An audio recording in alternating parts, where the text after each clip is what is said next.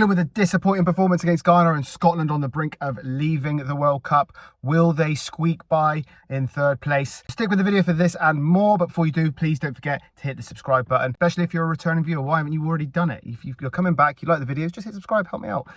Yes, so into the games, and apologies, I'm actually wearing a rugby top today because it's the only sleeveless top and it's boiling. The gym is boiling and it is packed, so we're in the car again. So England, Ghana. So my take on the game, 0-0, somewhat disappointing. Ghana got a role to play in that, right? So they decided from very early on they were going to put 11 men behind the ball and just hold England tight. It becomes very, very difficult to break down a team when they've got literally everyone behind the ball. And I don't think it was until late in the first half and then on a couple of occasions in the second half where Ghana actually mounted any meaningful attack on England's goal. One of which I think England were very fortunate to have it not looked at VAR, because it really did look a penalty to me. I look back at the footage afterwards because there was an initial thought of offside. I assumed it was offside. I was like, how did they not look at that? It must have been offside, but obviously they didn't look at it, and I think England were really, really fortunate, which highlights the bigger point, right? Why are we even in a position where it's 0-0 and we could have potentially given away a penalty? And if they scored that, if that penalty was given and they scored it, in my opinion, there is no way England score a goal and equalise. I do have a little bit of sympathy. I think when there is 11 players behind the ball, it's really hard to break down, especially when you've got good players, athletic players like Ghana have, and committed players. So the mixture of that three, they were very disciplined as well.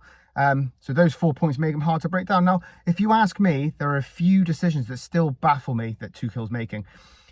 Madueke and Gordon have done next to nothing in these last two games from a statistic perspective, but not only from a statistical perspective, they've made no impact in the game. Sometimes someone cannot look great in the stats, but be impactful in the game. I think Declan Rice is probably an example of this. Even in the games, I mean, his stats are always pretty good, right? It's Declan Rice, but even when his stats aren't good, he makes meaningful contributions in the game. He's in the right place. He's committed.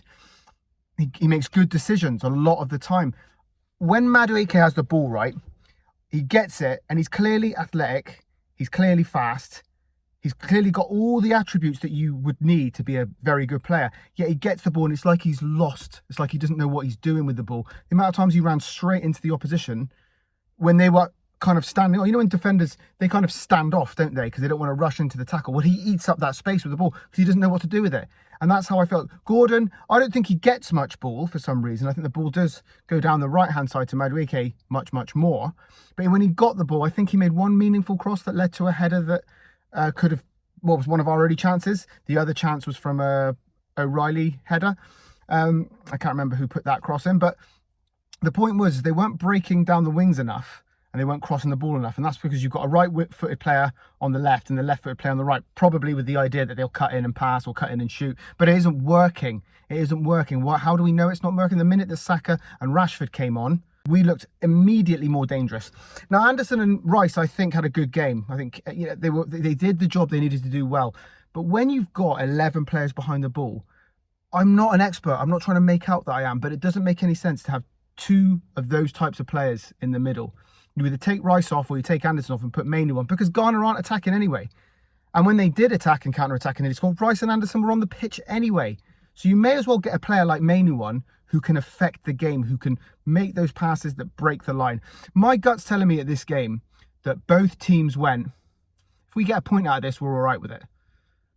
Now, I'm not saying they intentionally went out to draw, but what I'm saying is in the back of their mind, maybe they didn't play those direct passes that broke through the lines, because they thought, well, do you know what, if I'd rather not make a mistake and hold tight.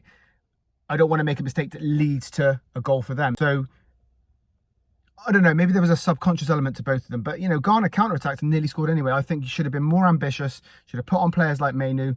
Rogers, I thought, was pretty good when he came on. I thought he added something to the game as well. Madueke in these two games, and I just think he's not offered it. He's not done anything. Like, people say all the time, well, he fits the tactics that Tuchel wants to play. Well, how does Saka or Rashford not have the ability to fit those tactics? Because I don't actually know what the tactics are. I don't know what Madueke is bringing to the England team that Rashford couldn't. Or that, well, hopefully Saka's injury is now gone and he starts. But the likeliness is that he'll start again. For some reason he likes him. I can't tell why. Maybe I'm missing something. Maybe you Arsenal fans tell me. I watched Arsenal this year. I felt like it was the same for Arsenal. I think there's better players than him in your team by far.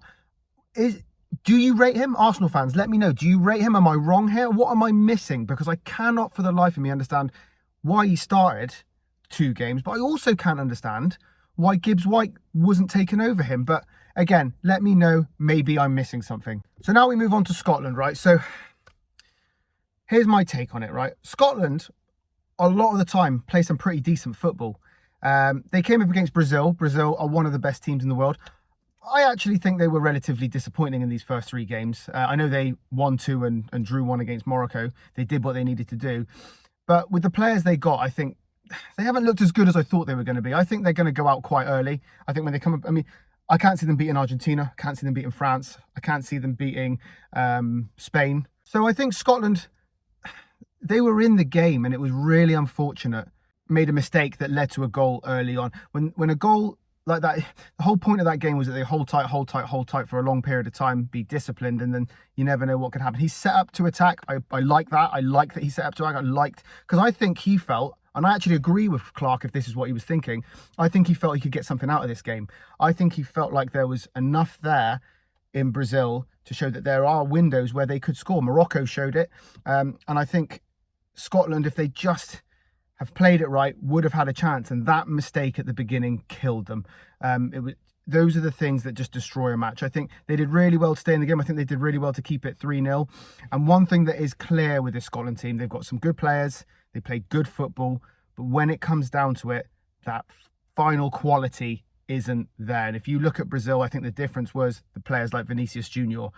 You know, Brazil didn't, especially in the first half, Brazil didn't have that much of the ball yet. Every time they attacked, they looked dangerous.